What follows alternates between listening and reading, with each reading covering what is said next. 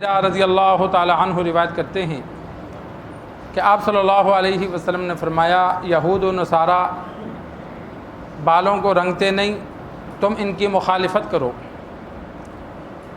سر کے بالوں کو، داڑھی کے بالوں کو کوئی بھی رنگ استعمال کرنا، کالا نہ ہو، جو پیور کالا ہو وہ جائز نہیں ہے، کراہت ہے، مکروہ ہے۔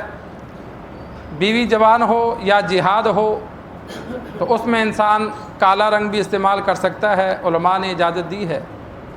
اسی طرح 40 سال سے کم عمر ہے، بیماری کی وجہ سے بال سفید ہوئے تو پھر بھی کالا رنگ استعمال کر سکتے ہیں۔ بڑھاپے کے جو سفید بال ہیں وہ 40 سال کے بعد شروع ہوتے ہیں۔ بڑھاپے کی طرف انسان 40 سال کے بعد جاتا ہے، 40 سال سے پہلے جوان، 40 سال پر جوانی صحیح مکمل ہوتی ہے۔ تو یہ کراہت ہے، مکروہ تحریمی بعض علماء نے لکھا، بعضوں نے مکروہ تنزیہی لکھا۔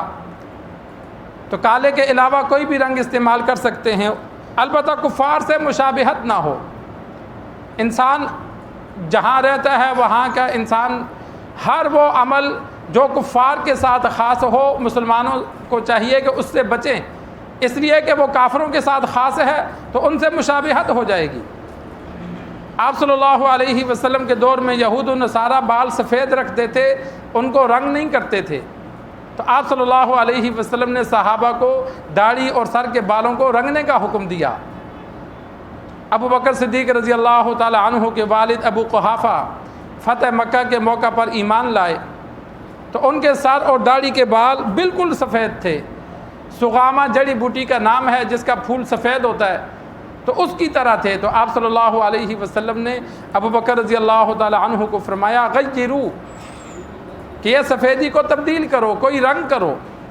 وجتنبوا السواد، ساتھ حکم دیا کہ سیاہی سے بچنا، کہ سیاہ نہ کرنا۔ جو رنگ انسان کے مناسب لگتا ہو، ہر ایک کے چہرے پہ، داڑھی پہ، سر کے بالوں پہ جو اسے مناسب رنگ لگتا ہے، جو اس کے ساتھ اچھا لگتا ہے، انسان وہ کلر استعمال کرے۔ اور اگر سفید بال اچھے رکھتے ہیں تو پھر سفید بال رکھے، جیسا انسان کو سوٹ کرتا ہے انسان ویسا استعمال کرے۔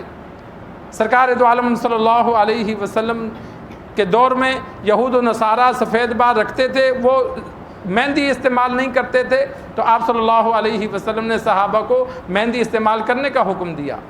خود آپ صلی اللہ علیہ وسلم نے مہندی استعمال نہیں کی۔ امی عائشہ رضی اللہ تعالی عنہ کی روایت موجود ہے کہ آپ صلی اللہ علیہ وسلم کو مہندی کی بو پسند نہیں تھی، مہندی ہلکی سی بو دیتی ہے۔ آپ صلی اللہ علیہ وسلم کے پاس رحمت کے فرشتے ہر وقت آتے جاتے رہتے تھے، اس لیے فرشتے بو سے تنگ ہوتے ہیں۔ تو ازواج مطہرات بھی جب تک آپ صلی اللہ علیہ وسلم حیات تھے تو وہ بھی مہندی نہیں لگاتی تھی، کہ آپ صلی اللہ علیہ وسلم کو ناپسند ہے، لگانا جائز ہے۔ آپ صلی اللہ علیہ وسلم بسا اوقات بو والی چیز استعمال نہیں کرتے تھے، اس لیے کہ ہر وقت فرشتوں کا ازدحام ہوتا ہے۔ صحابہ کو حکم دیتے تھے تم کرو، کہ تمہارے ساتھ تو نہیں ہے۔ وہ ہنڈیا جس کی کھانے کی وجہ سے کچھ سمیل آتی تھی، آپ صلی اللہ علیہ وسلم وہ بھی استعمال نہیں کرتے تھے۔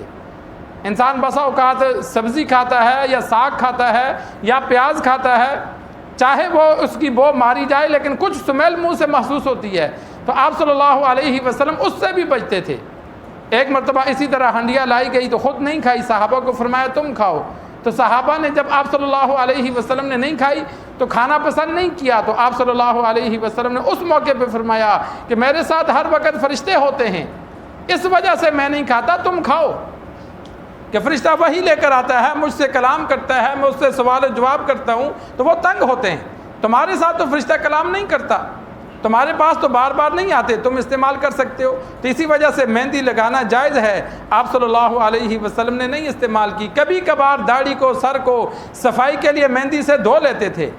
آپ صلی اللہ علیہ وسلم نے سر اور داڑھی پر مہندی اس لیے نہیں لگائی کہ سفید بال آئے نہیں تھے۔ حدیث میں موجود ہے کہ صحابی رسول سرکار دو عالم صلی اللہ علیہ وسلم کے بارے میں فرماتے ہیں کہ داڑھی اور سر کے کل بال ٹوٹل جو سفید تھے وہ 20 تھے، یعنی داڑھی اور سر میں ٹوٹل بال آپ صلی اللہ علیہ وسلم کے 20 تھے، یعنی بالکل سفید نہ ہونے کے برابر۔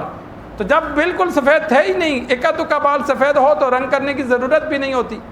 البتہ جن صحابہ کے بال زیادہ سفید تھے ان کو آپ صلی اللہ علیہ وسلم نے رنگین کرنے کا حکم دیا۔ تو یہ موقع کی مناسبت سے اپنے انسان چہرے کے مناسبت سے جو رنگ اسے سوٹ کرتا ہے وہ استعمال کرے۔ اللہ سے دعا ہے اللہ ہمیں دین سیکھ کر سمجھ کر عمل کرنے کی توفیق عطا فرمائے۔